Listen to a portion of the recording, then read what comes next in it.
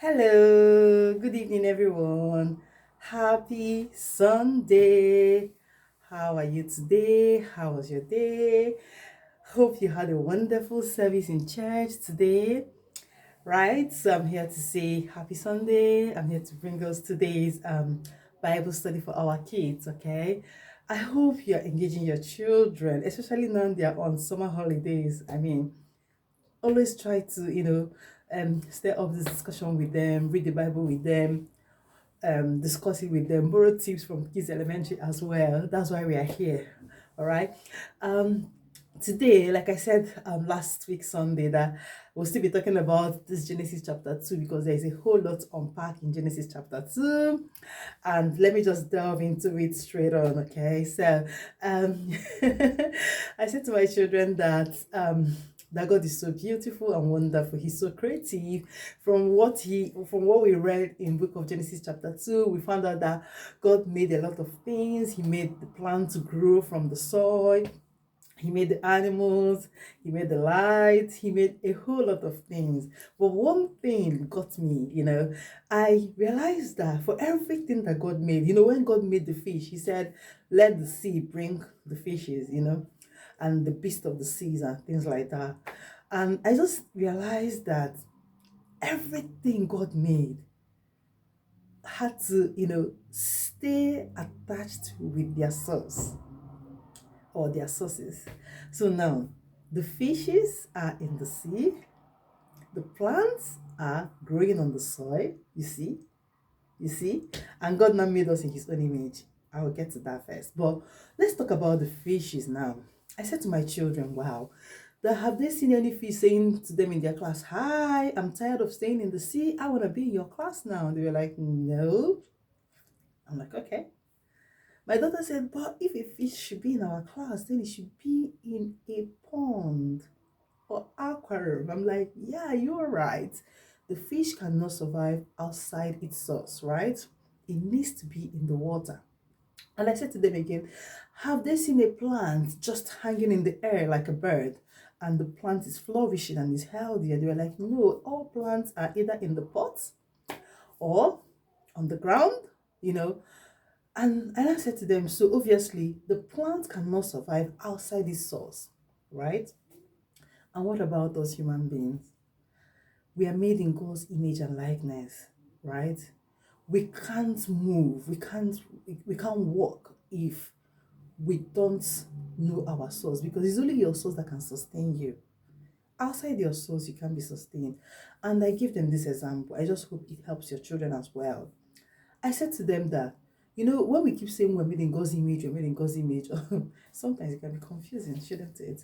So I said to them that we're going to have a practical section. So today I got like a glove. I said, if you look at the gloves now, you can find out that it has got like 5 fingers, right?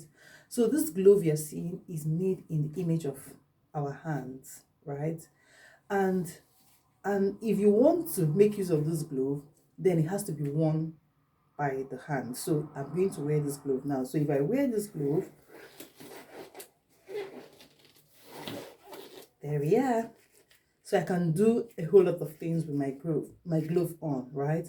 And I said to them, what if this glove says, no, I don't want to be worn by the hand?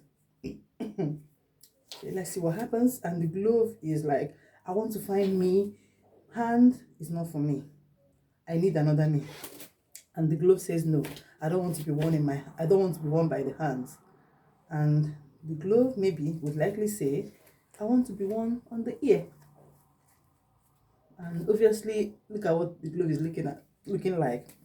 And if the glove says, I want to be worn on my head, oh my God, this glove will be frustrated. Or assuming the glove says, I want to be worn on my feet, let's see what happens on the feet. It's getting interesting. Okay. Well, I don't even want to show you what I've got here.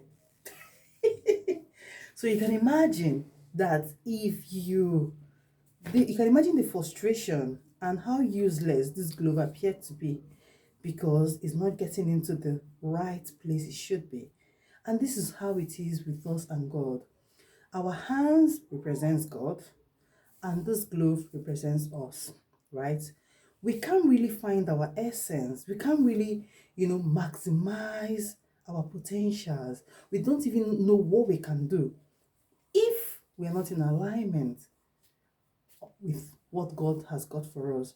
If we don't go back to our own image to see what we would look like, what we are supposed to be doing, then we would just be like this glove that was trying to fix into my ear and couldn't fix, or into my head and couldn't fix, or my feet.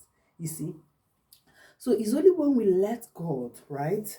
If you go back to our source, which is God, then we let God walk through us to our world. In that way, we'll be like this glove that has accepted to be in the image of what is made of, which is our hands. And this glove can now do a lot of things. When you realize that we are made in the image of God, then we would always want to run back to our image to get a glimpse of what we are like and what is expected of us. Outside of God, we'll be so useless like this glove. Even though this glove is worn by the hand, if the glove points, it's as if the glove is pointing, but then it's God in this glove that is pointing. People would see, oh, this glove is wonderful, see what the glove is doing, but we all know it's the hand within the glove that is pointing. And this glove cannot point, assuming it was worn by the foot.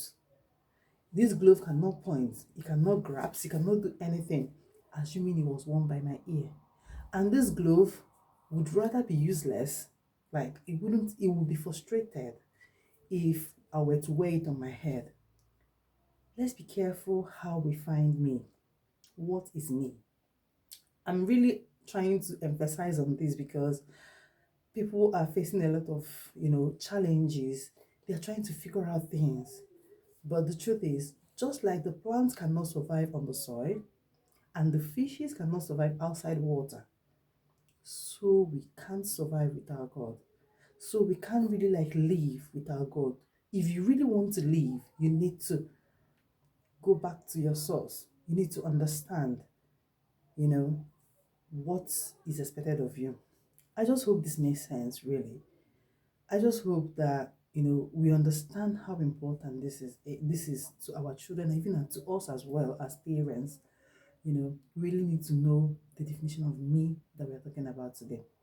And lastly, when you buy your phone, you take all the time to go through, the what's it called, the manual to know how to use what in your phone. You don't just jump into using a new gadget or phone or whatever at home. You would always want to read the manual. What happens to us, as in what happens when we don't read the Bible? What happens to reading our Bible? We really need to read the manual of life for us to deal with life. I know it's really difficult. I know it's not easy, but we need to create that time. 30 minutes, 10 minutes.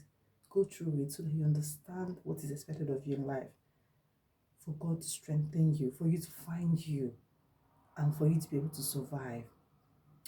Thank you guys. I hope this would make sense, and I want to shout out to everyone who, dedicates their time to listen to us, really.